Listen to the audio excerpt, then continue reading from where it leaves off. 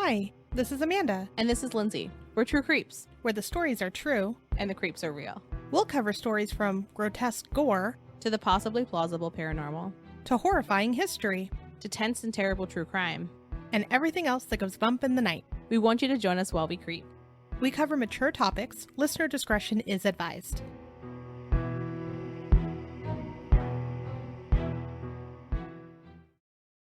Hey everybody, so welcome to our 5th True Crime Digest. I say this every time, these are my favorite because we get to talk about the most, and I like revisiting cases. So today we're going to talk a few updates. We're going to start and end in updates. We're also going to talk about 4 new cases that we haven't discussed before. So actually, no, I lied. 5 new cases.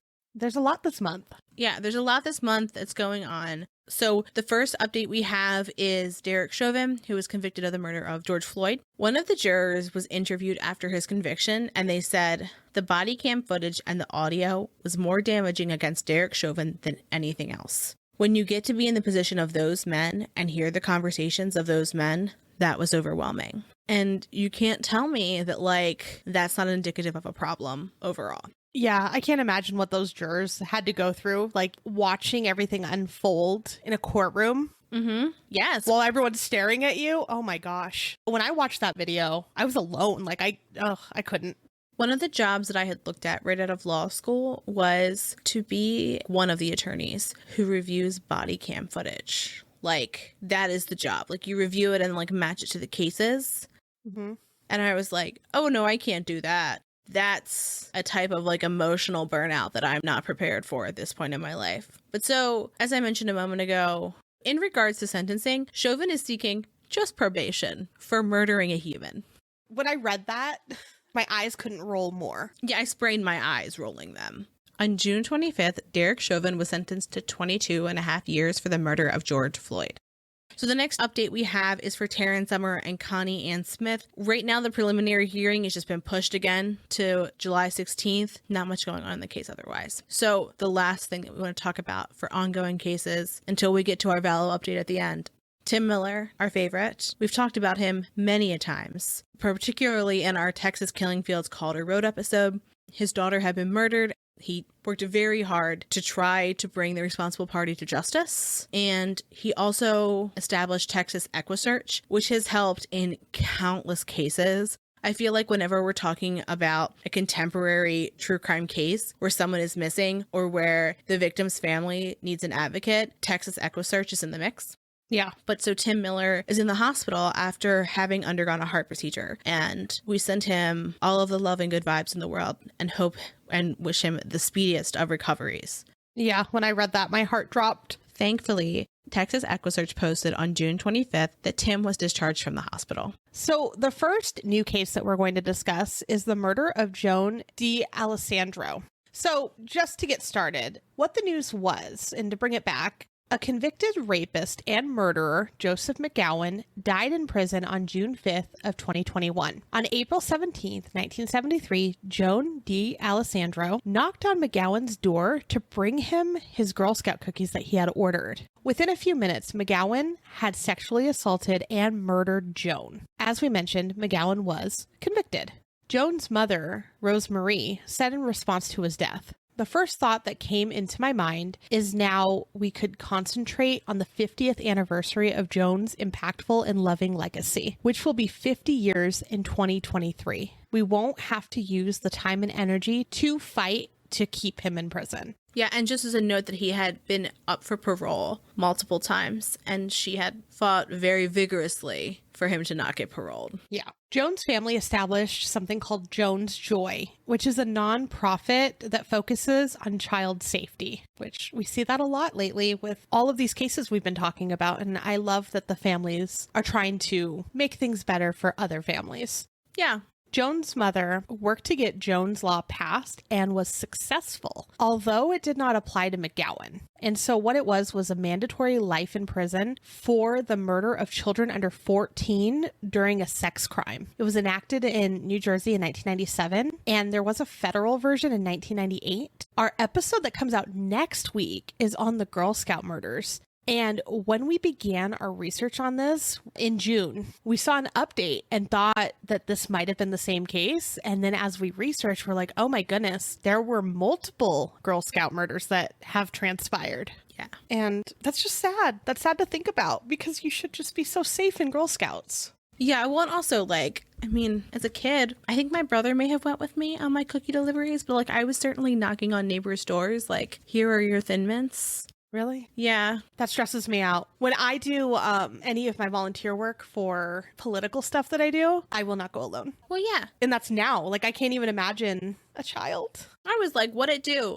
Interestingly, there was this very sweet older couple who invited us in, and my brother was like, they're old, they're safe. So, like, they were, like, in their 60s probably. So, like, we went in, they gave us lunch, we watched TV with them. These were strangers. I do not know who they were. Like, we just went into their house and hung out. My parents are going to listen to this and be like, what are you talking about? I'm so stressed out on their behalf. But, I mean, it's true. It's true. Okay, so our next case that's new is about a Mexico City serial killer, and his name was Andres Mendoza. He's 72 years old. And on June 12th of this year, investigators said they have found 3,787 bone fragments underneath concrete floors under various rooms of his home. Is that not an insane amount of bones? I don't like it. So because of the sheer number and size of them, he thinks that he hacked his victims into pieces. Ugh.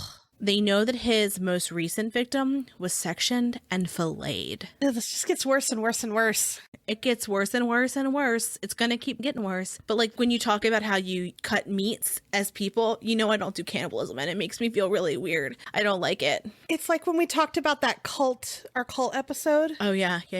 On Anthill Kids. Yeah. And when she was talking with the arm? About the arm, yeah. And I think I had to get up and walk away for a little bit because I'm like, I can't. Yeah, it's a rough one. Well, it gives me chills just to think about. If you haven't listened to that episode and you're looking for perhaps our goriest of episodes, I think Anthill Kids is the ticket you're looking for. But so law enforcement is working to put the skeletal pieces back together to determine an exact number of victims.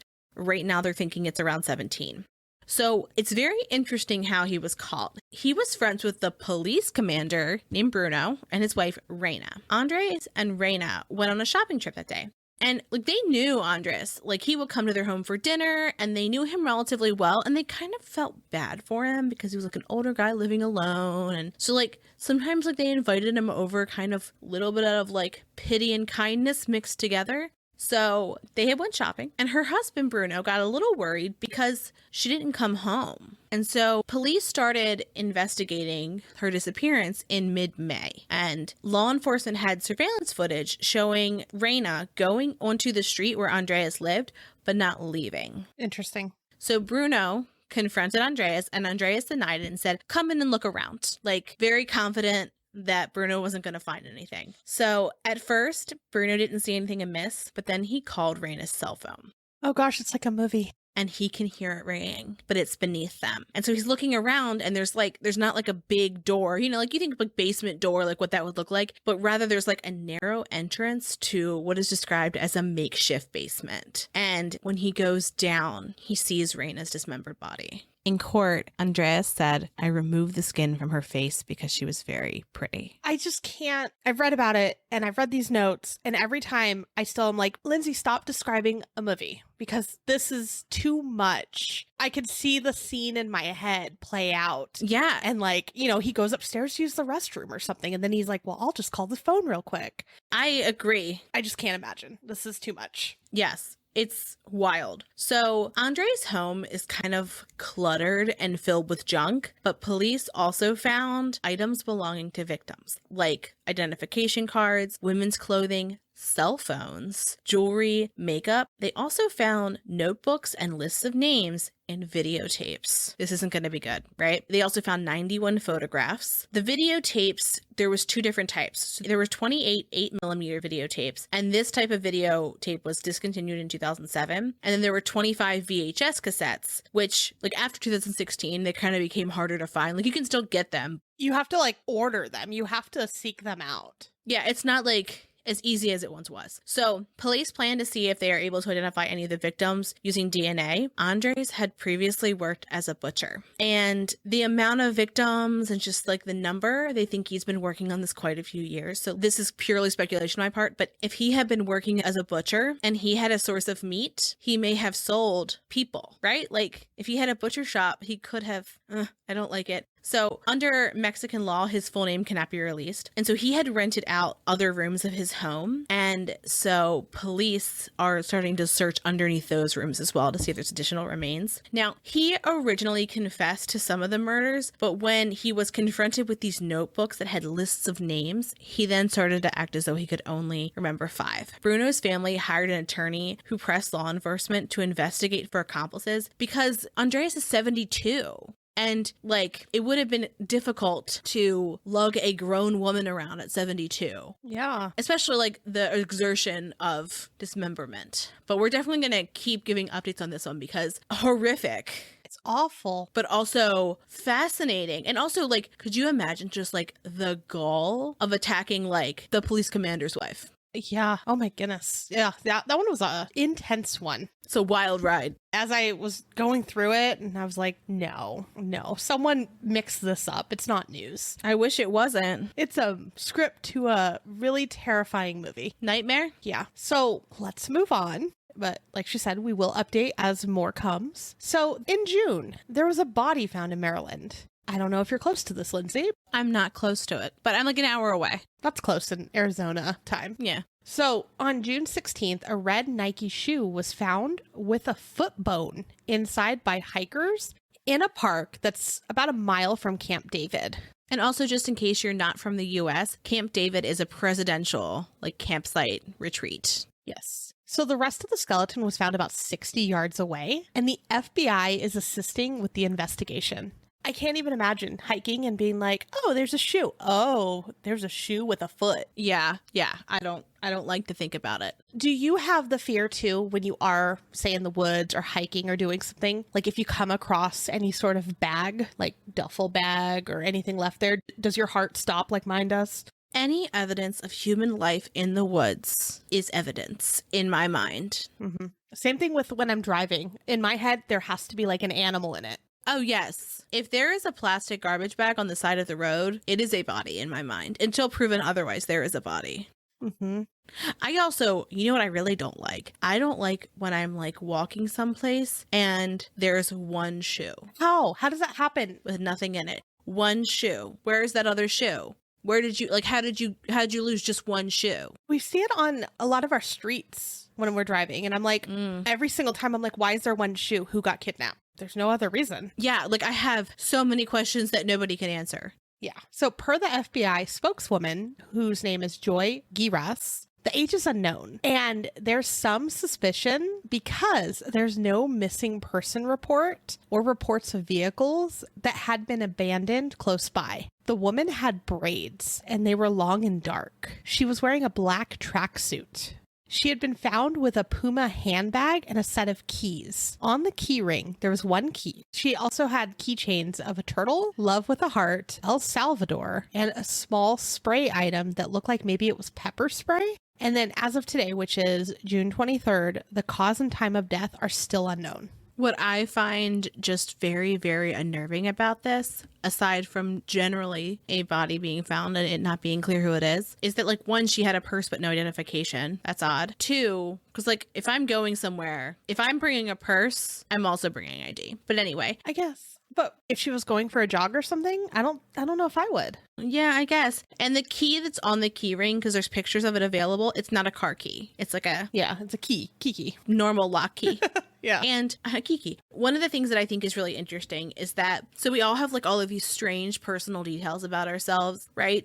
Do you think that one of your close friends, like say you're at a party and there's keys on the counter and someone goes, oh my gosh, whose keys are these? Do you think that the people who you're really close to, you would be able to go, this is so-and-so's keys. This is that person's keys. This is this person's keys. I mean, it depends on, the key rings. Like mine has a ghost stop keychain. Love it. So clearly it's mine. But I feel like all car keys always look the same now. So it might be hard, especially if like you drive the same make of car.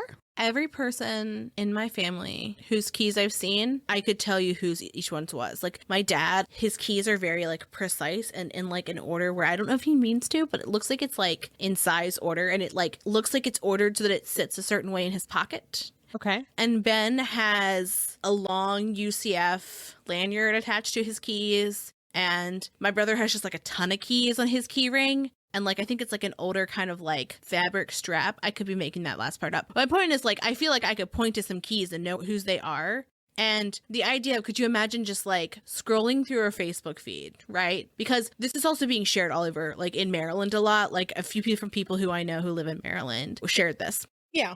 And so the idea that you're scrolling through a Facebook feed and you see a key ring and keychains. Oh, and it's your friend who's been missing. Yeah. And you know, like maybe you went on that trip to El Salvador with her. Or maybe you know that like she likes turtles. Ugh, that just, it hits me in the stomach. It makes me feel queasy to think about.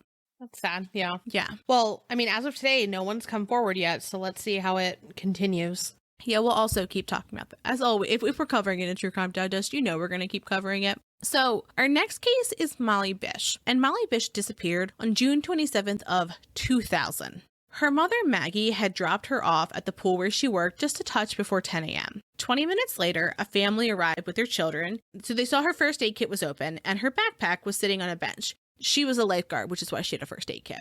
Her sandals were by her chair and her towel was laying across it.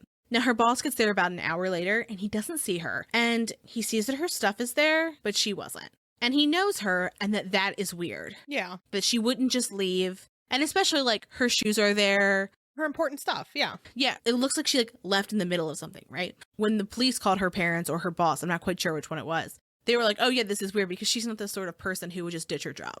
So Warren police, and this is Warren, Massachusetts, they originally thought that she had just ditched work, and which is strange, but also not surprising because they love to say run away or your child's just irresponsible. But everyone was like, no, that's not her. So by that afternoon, they're like, okay, I guess we'll start to investigate. Later that afternoon, Massachusetts State Police take over the investigation. Maggie's mom said that the day before, when she dropped Molly off, there was a guy who looked to be about 45 to 55 sitting in a white car and he had dark hair. She knew it was just Molly at work and that there was nobody else there in the building. And she saw this guy just sitting there. So she waited like 20 minutes for him to leave or for other people to come because she wasn't going to leave her daughter there. That's scary. That's very, very scary. And real quick, we were talking, we posted on our social media this week. What has true crime done to you? What have you changed? Like, what do you do differently? And this is part of it. Knowing details of people or noticing people where maybe they're not always there. Yeah.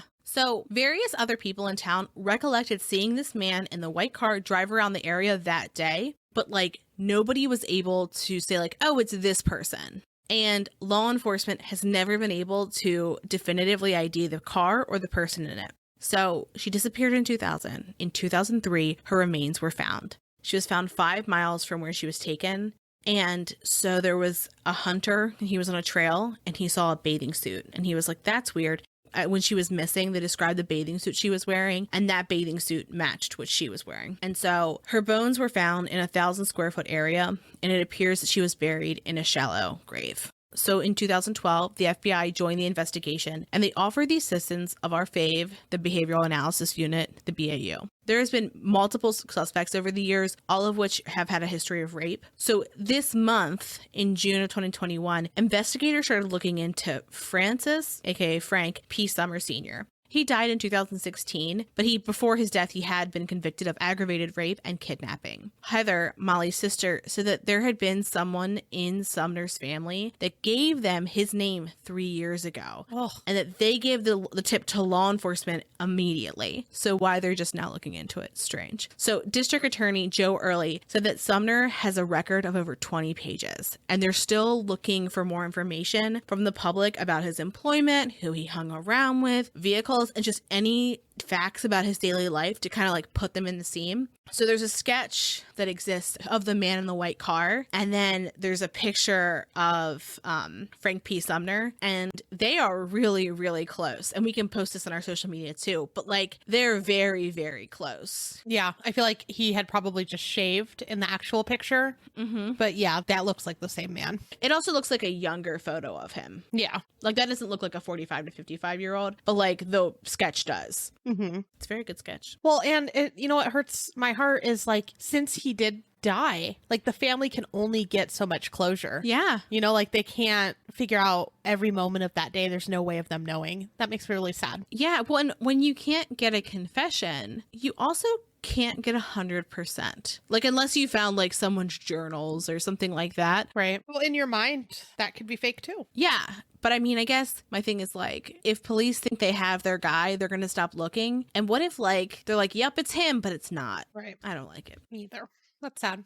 So the other case, which is going to be a very interesting case that I feel like is going to be talked about a lot more in the future. Yeah, I also haven't heard anybody else talk about this case. No. Which is very interesting and also is a little exciting because you'll find out. You'll find out. Yeah. So the cases of Laithon Dallas Webb, and he is 25 years old. In October of 2020, for a carjacking, he was charged with robbery, aggravated assault, which was 3 counts, attempting to elude a police officer in a motor vehicle, and he was deemed to not be mentally fit to proceed. I believe that there was a carjacking and a high-speed like police chase. There was a big to-do where like shots were fired at vehicles, an intense pursuit. Yeah. So since he was unfit mentally to proceed, he was committed to a facility. And in January of 2021, he just walked away. He left around 5 p.m. and just left the facility. On January 3rd, a no bond arrest warrant was issued. Per Blackfoot Police Chief, he is still at large with no reported sightings, which leads us to believe he has left the area, possibly with assistance. There are still no reports of Webb being found. So there was also another person who has escaped from the same facility in August of 2020. However, their name has not been released, which is a little scary. You know, like if they're there for a particular reason, you would think like be on the lookout would have been issued, right? Yeah, yeah. On a Facebook post from the Blackfoot police about Laithon's warrant, there were a couple comments. And one is, can't blame the guy. That place is horrible, but hope he is found and gets the help that he needs. It makes me kind of sad that, you know, a lot of these facilities aren't the greatest. Yeah. I know it's not the same type of facility by any means, and I don't want to misdirect anything mentally at any particular one, but I have had loved ones in a facility for one reason or another, right? Mm-hmm. And when they come out, I've heard the same thing of, I did not care for my time there. Yes, it helped me with this, which thank you. You know, I'm glad that they were able to help with something, but they come out with other kind of traumas sometimes. And again, I know it's not the exact same, but it hurts my heart that when someone's admitted into a facility, they don't always get the care and treatment. Yeah, I mean, truly, whether you are in a facility because you were not deemed mentally fit to proceed, or you're in a facility because you or a loved one has taken you there, you deserve and should get a good quality of care and should leave better. Because when you're in a medical facility, as long, you know, within reason, right? Like you assume that you will be better in some way after leaving, if it's a treatable-ish circumstance. Now, Amanda, why? I mean, like this is from January. Yeah. So why are we talking about this? Okay. So again, this comment that was made on Facebook, who knows if this person was there, right? If it is indeed this horrible facility. But the reason why this facility is so important right now is because both people were able to walk away, right? Or they escaped. Maybe there was help. Who knows? This might be and is likely the facility where Lori Vallow is currently being held. Is just wild. Because you would hope that anywhere that someone is being kept, you couldn't walk out of. But it's particularly disturbing when you're looking at a case where we all think that there's people who have not been arrested who are involved. Agreed. And I don't like it. No. Okay. So hold on to that information because we are going to start talking about Lori Vallow and Chad Daybell next. And we will discuss the reason why we believe she might be there. So in June, Rob Wood withdrew his contest of Judge Boyce's order stating that Lori is not competent to stand trial. So Lori has been taken to a facility in Idaho. So again, maybe that same hospital, who knows? As a reminder, there are 3 pending cases against Lori and 2 against Chad. Lori has obstruction for failure to produce the children or tell police where they were. The second one is destruction for the destruction of evidence, which she has joined with Chad's destruction case. And 3, the murder case. Both Lori and Chad have separate cases for this, and it involves murder charges and fraud charges in relation to insurance for Chad and Social Security payments for Lori. As we mentioned in our last update on Lori and Chad, which we talked about the murder charges, Judge Boyce ordered that Lori was not mentally fit to proceed in the destruction case. The obstruction and murder cases were also stayed. Okay, so let's get into the filings for June, which you know are my favorite to discuss. So we're going to start with the destruction case. So as Amanda mentioned before, Rob Wood withdrew his objection to the order deeming Lori not fit to proceed. So that hearing that had been scheduled was canceled. The 6-9 hearing for change of venue was vacated and will be rescheduled because of Lori's competency. So there were also various orders discussing courtroom conduct for when folks are back in the courtroom rather than just on Zoom. And as a note, June 9th also was the anniversary of when JJ and Tylee were found on Chad's property, which is just so heartbreaking and so sad. I feel like when we talk about this case, it's so important to not lose sight of JJ and Tylee. Yeah, and Tammy and Charles. Yeah. All of them. I will never forget that day, just watching it all unfold. And I was sitting at my kitchen table most of the day, just in awe and disgust and depressed. All of the emotions were flowing through. Yeah. I hadn't really been following the case at that point. I came to it a little bit later, but I would imagine that it would have been emotionally exhausting. So Mark Means also filed a motion for contempt against Melanie Gibb for failing to respond to his lengthy discovery request. Again, that's in our last Vallow update because it's too much. It was a lot. It was ridiculous. Surprise, surprise, she didn't respond to it. Judge Boyce also entered an order to unseal a July 2020 hearing for a specific use, and the specific use was for the hearing to be reviewed by the special prosecution that was appointed. Interesting. And we'll talk more about the destruction case when we talk about Lori's competency. So for the murder case, Chad's arraignment was scheduled for June 9th. Poetic. At the arraignment, Chad pled not guilty to all charges. Now, his children were sitting behind him, and I saw a lot of people try to read a lot of meaning into this, and I am really, really fortunate that I haven't lost a parent. I cannot imagine what it would feel like to lose one because the other one possibly murdered them, and just how complicated those feelings are. I'm not going to judge them for how they're handling this. I'm not in a position to do that. Yeah. So also, just to mention, there were 3 other people that we know were at the hearing. One being Natalie Pulowski, which was Ian Pulowski's ex-wife, who honestly did a lot. I don't want to say at the beginning, but she did a lot to help figure some stuff out early on. Kay Woodcock was there. However, Larry wasn't there, so I hope he's feeling okay.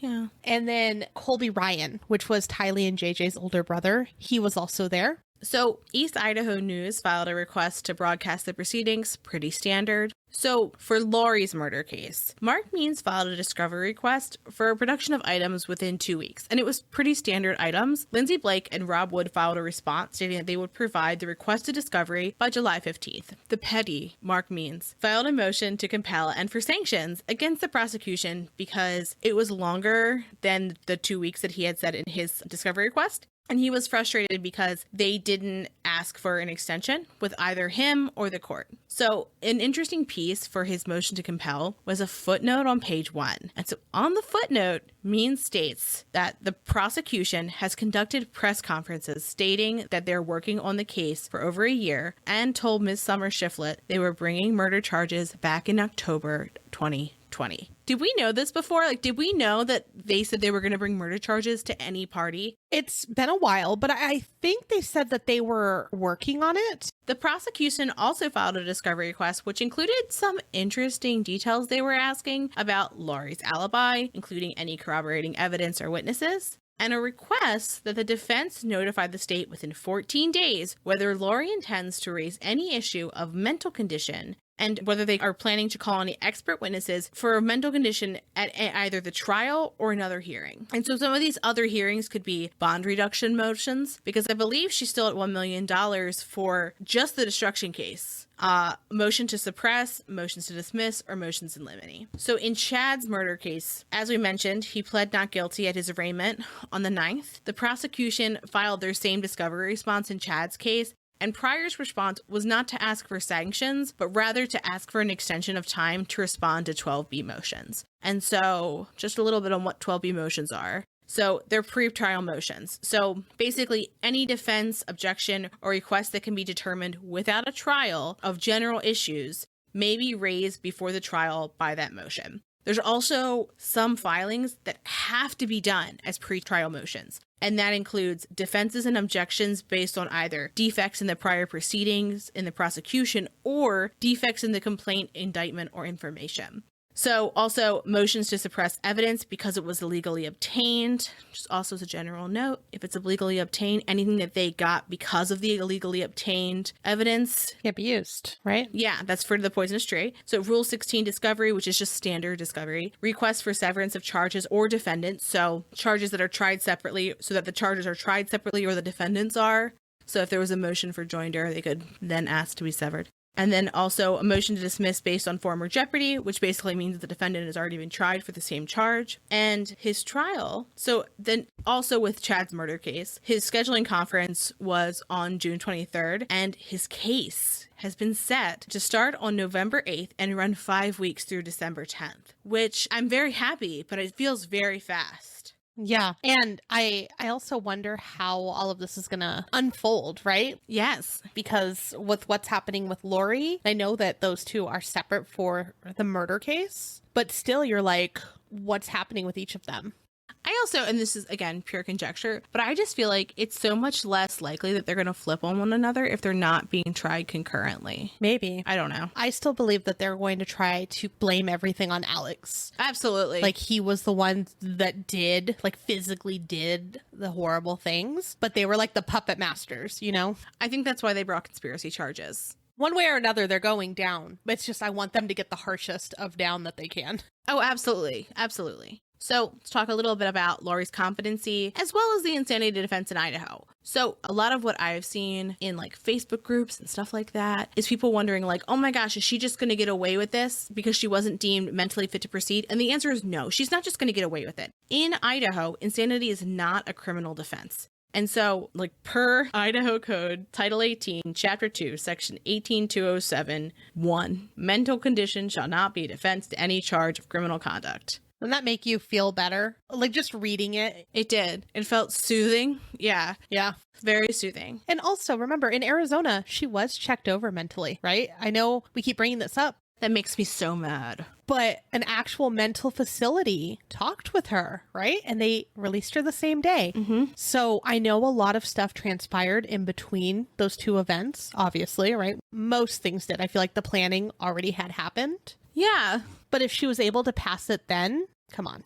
So on June 8th, Judge Boyce entered an order of commitment for Lori. And I'm not going to go over the entire order. We'll talk a little bit about the facility. So basically what that means is she was committed to a facility. It doesn't list which facility it is, but there was one piece of it that really did pique my attention. And it is Section 8. Right? It's a 2-page document. And Section 8 states, if defendant escapes from custody during his or her confinement, the director shall immediately notify the court, the prosecuting attorney, and the sheriff. That makes me nervous. I'm nervous about it. It makes me very nervous. And that was before we had discussed that, hey, maybe this is the same facility that 2 other individuals have escaped from.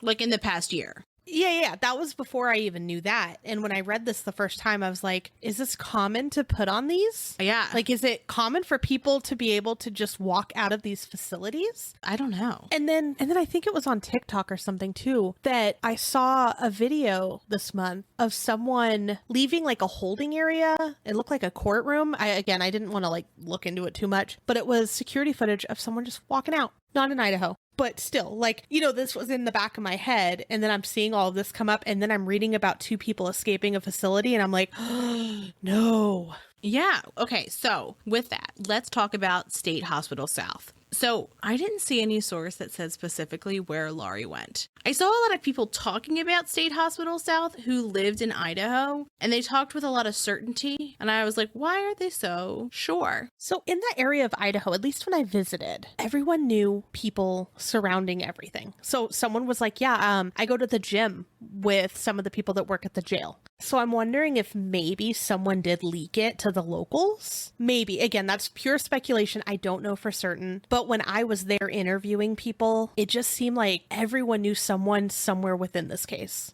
And it could be as simple as like the person who drove the van, a person who filled out paperwork. It doesn't mean that there's a HIPAA violation. It just means that and honestly, let's also talk about like the fact that it's pretty easy to figure out why she would be at State Hospital South. And here's why. So in Idaho, there are 3 state mental facilities, North, West, and South. Rexburg is just about as east as you can get in Idaho. If you look at a map, you'll see it's right on the eastern edge, like central south east edge. And so in terms of the closest facility, it would be Blackfoot, which is also known as State Hospital South, and it's 54 minutes from Rexburg. Now, State Hospital North is over 8 hours from Rexburg, and West is 4.5 hours. So it stands to reason that they are going to have her at the closest facility, which is State Hospital South. Right. That makes the most sense. And honestly, when I was there too, I had to stay in Idaho Falls. There wasn't really much in Rexburg, and it did take a little bit of a drive to go to Rexburg. So I could only imagine, being an hour away seems pretty plausible. Yeah. So I think your hypothesis would be correct, only because when looking at a map, right? So there's Rexburg, and like I just mentioned, I had to stay in Idaho Falls because there wasn't really much there. I had to go down the highway to Idaho Falls, and then continuing down looks like it would be Blackfoot. So yeah, totally makes sense to me. And just again, to confirm, this is our speculation. No one has told us. We've just seen the rumors and then researched a bit more. Yeah. And geography suggests. Yes. Very thoroughly. Indeed. So with that being said, for this facility, we looked up some of the rules. Yeah. We looked up rules and we looked up reviews from them. So we looked up some information about this particular facility, just in case that is where she indeed is. And there are visiting hours Monday through Friday from 8 a.m. to 9 p.m. Weekends and holidays are 10 to 6. Court-committed patients over 18 have to pay their own bill. And from the actual hospital website, they consider this contraband. Cigarettes, matches, lighters, alcohol items, personal items, weapons, medications, sharp objects, open drink containers, cans of any kind, any device that can take a photo, so phones included, homemade foods, anything glass or ceramic except for eyeglasses, and any liquid hygiene products. All personal items must be checked in by nursing. That feels pretty standard. It does. But I'll be interested to know, like, how are conversations regulated, right? Because in a prison system, like, if 2 people are just chatting who do not have privilege, one could overhear in a different way. And we'll get to that in a moment, too. So there are a lot of reviews about this place. So we picked a few of them that we just thought were very interesting to just talk about. One is from a child of a patient, and it starts off, "My mother died in the hospital during her stay, and nobody seems to have any answers why. They gave her the wrong medications and ignored all of her medical problems. If you value the well-being of your loved ones, I would think twice before checking them into this place. I asked that my mom not be sent here after she got committed to the state, but it fell on deaf ears. This is not a place of healing. It's a cattle farm for the mentally ill. I cannot express in words the pain me and my family have gone through due to their negligence. My mother was a loving, caring, and compassionate person. She was a nurse that dedicated her life to caring for others, and these people ignored all of her cries for help. The staff of this facility ruined my family and my life. I hope this place gets closed down at some point." Rough. So rough. So rough. And I hear a lot of people say, like, she's faking this and da-da-da-da-da. And I am not saying that I don't really have an opinion either way on that. But, like, these reviews are readily available. So Means has to have read these. And we'll talk a little bit why it might really seem like he's read some of these reviews in a moment or two. Well, and again, reviews can be faked. I will say that. Yeah. But also, it seems like this is kind of a common thread. Who's like leaving fake reviews for a state hospital? Sometimes people surprise us with fake reviews. So the next one, the staff is too rude and do not understand the concept of help. The only thing they want is to have a lot of free time.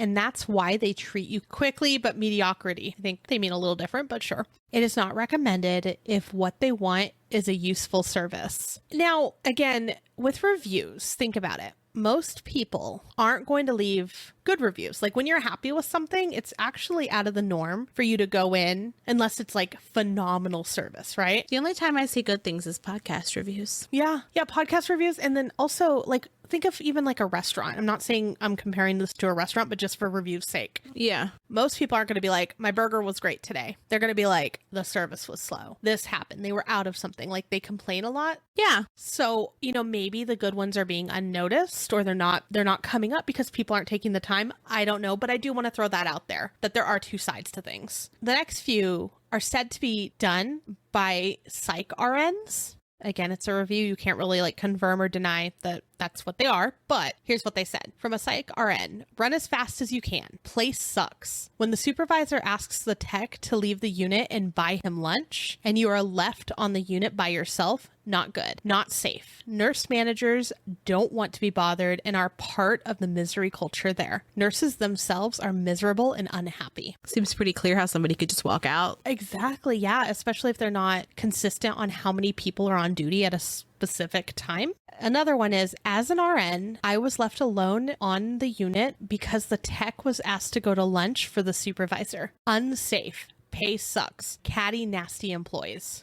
So another one, again, from a registered psych RN. One time, a LPN pulled me into the bedroom to talk to me about missing medications, trying to pin it on me. I stood listened to her knowing that she had an addiction to painkillers and benzos. When she was done, I said, well, there's one way to figure out about the missing meds. Talk to the supervisors and have everyone take a drug test because I'm good.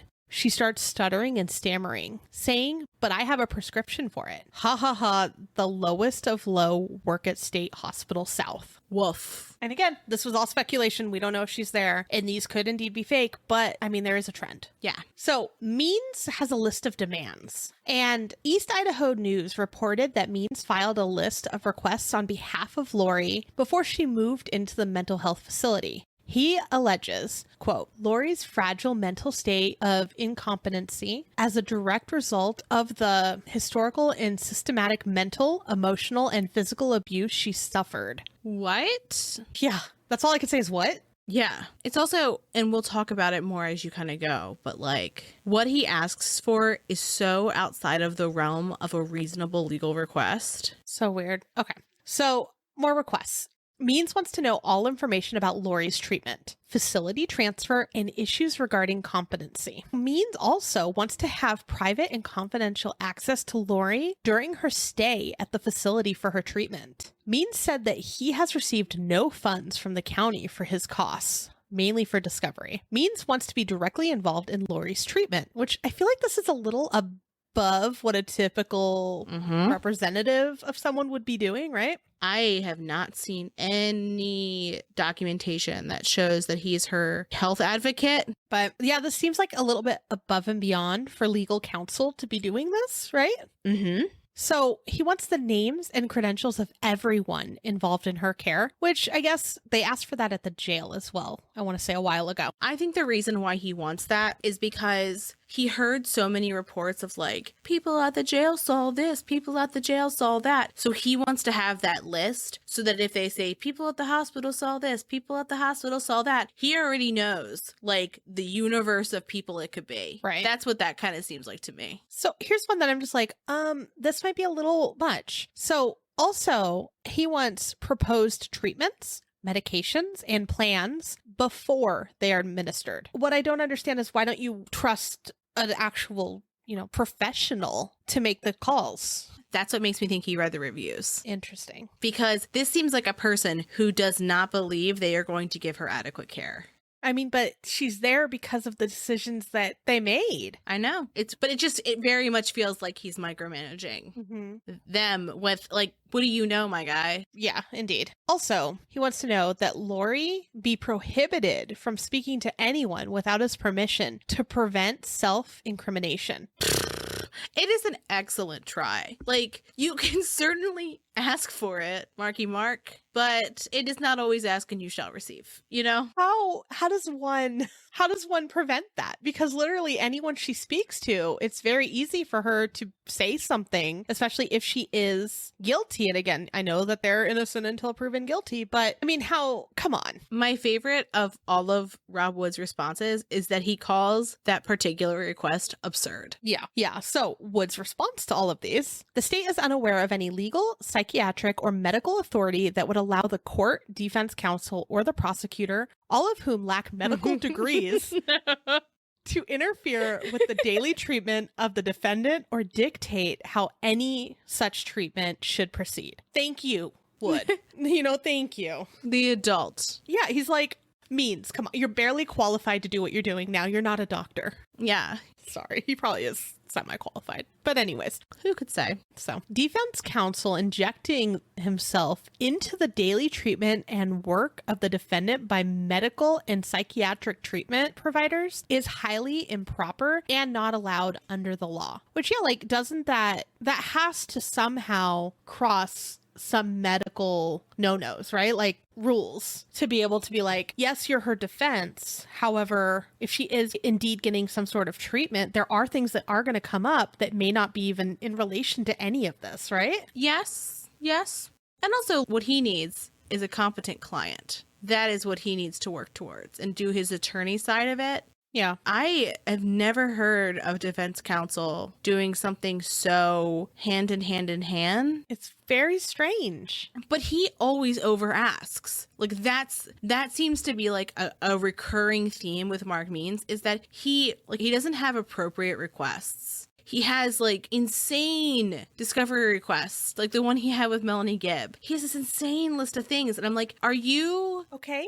Are you okay? Are you okay? And also, sometimes I'm like, is he like... I feel like he's trying to find something to hold on to sometimes. Like, he's like, I don't know what to do, but maybe it'll come my way. It feels like he's like, maybe they'll do one of these if I ask for 17. And now remember, months ago, he was like, Rob Wood keeps CCing the court so that they know, and I don't like it. And like, okay, agreed. Like, don't CC the court on everything. It's fine. And he was like, you're trying to prove that you're not having Brady violations, like, when nobody's even, like, suggesting that. And I'm like, well, you're suggesting it now. So, like, okay.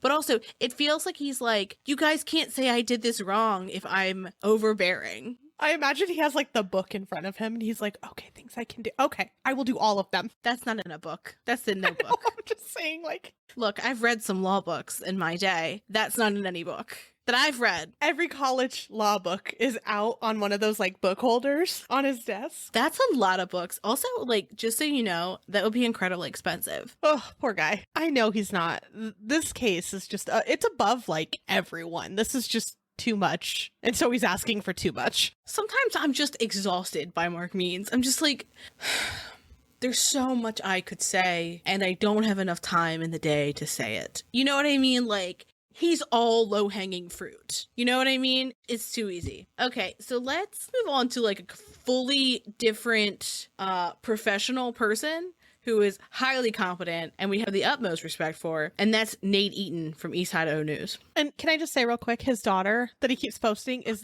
the so cutest cute. little thing ever. I love it. She's like this cute little reporter girl. I love her. In her little glasses. But Nate Eaton, love him. Okay, so he posted this, asking for a friend. ...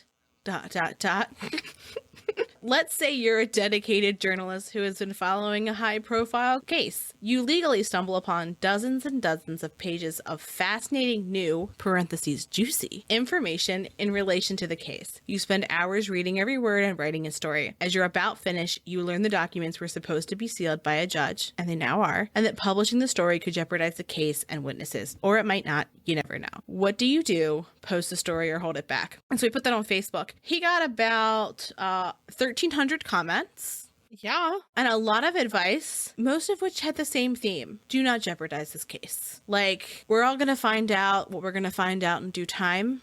You don't need to jeopardize the case. Justice for JJ, Tylee, Charles, and Tammy is way more important than getting news fast. Also, can I say how proud I was of reading these comments? Because normally everyone's like, tell us everything. And I'm just like, you guys get it. We can't know everything because the jury pool. Yes. Like the jury pool already is going to be horrific, let alone if like he knows something that he shouldn't. Yes. But I was just so happy that everyone is finally like, okay, I don't care if we don't know. For the justice, it's more important. It made me happy. Yeah, and so Nate Eaton updated his post and put, "Thank you for all of your input. My friend has read your comments. I hope I didn't cause a stir with anything I wrote. Definitely was not my intention, but hope you see that journalists wrestle with ethical issues every day. Some decisions can be harder to make than others." And I am not going to claim to be an expert on Nate Eaton's reporting history, but I'm pretty sure this is one of the biggest cases he's been covering. So I'd be really surprised if he wasn't talking about the Lori Vallow and Chad Daybell case.